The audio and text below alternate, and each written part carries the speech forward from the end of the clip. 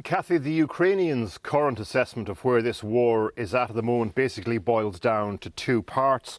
First of all, in the south, they say Russians are digging in deep, developing long-term defensive positions there, while in the east, in the Donbass, this continued blitz of artillery fire.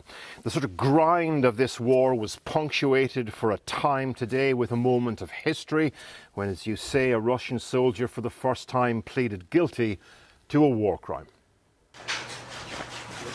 A nation's eyes turned to the man in the dock today at a tiny courtroom in Kyiv. Vadim Shishmarin, a 21-year-old from Siberia tank commander sent to fight in Vladimir Putin's war, accused of shooting an unarmed 62-year-old man, Alexander Shapilov, from a car window in the conflict's opening days. Today, his plea.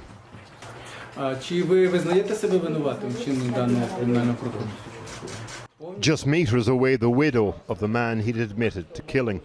She told reporters she felt sorry for her husband's killer, but that she couldn't forgive him.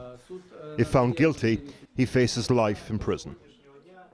Ukraine's prosecutor says this case is the first of over 11,000 they hope to pursue. The wheels of justice turning and, crucially, being seen to turn. Appearances and imagery and symbolism matters in this conflict.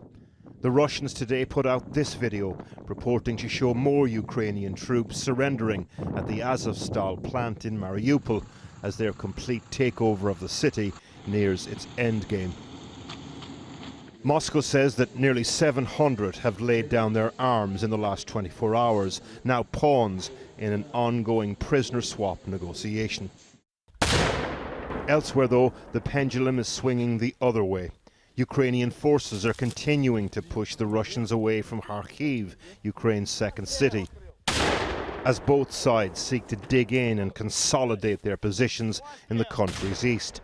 And as of yet, there's no sign of the scales tipping decisively one way or the other.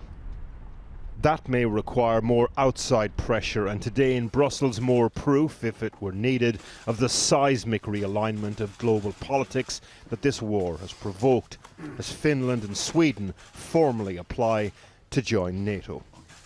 These were two countries that already had a close relationship to the NATO alliance. They exercise and train with NATO forces quite regularly.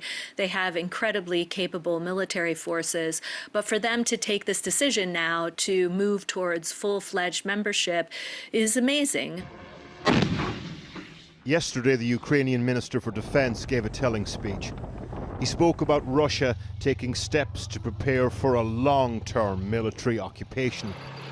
The war, he said, is entering a protracted phase.